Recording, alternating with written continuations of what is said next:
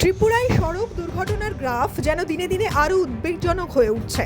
প্রায় প্রতিদিনই কোথাও না কোথাও ঘটছে ছোট বড় দুর্ঘটনা। ফের এক ভয়াবহ দুর্ঘটনা ঘটল তেলিয়ামুড়া মহকুমায়।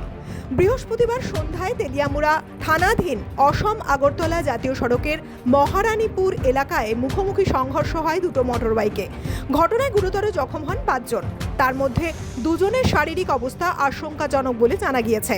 পুলিশ সূত্রের খবর, সন্ধ্যা প্রায় 7:30টা নাগাদ দুটো মোটরবাইক দ্রুত গতিতে বিপরীত দিক থেকে আসছিল।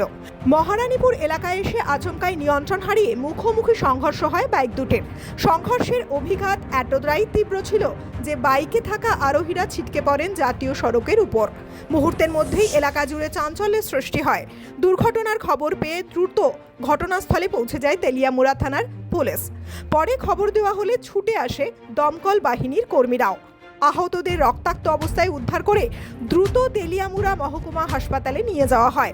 সেখানে প্রাথমিক চিকিৎসার পর গুরুতর আহত দুজনকে উন্নত চিকিৎসার জন্য অন্যত্র স্থানান্তর করা হয় বলে হাসপাতাল সূত্রে জানা গিয়েছে। বটতলার সামনে একটা অ্যাক্সিডেন্ট হয়েছে, গাড়ি দুইটা বাইক মুখোমুখি সংঘর্ষ হয়েছে।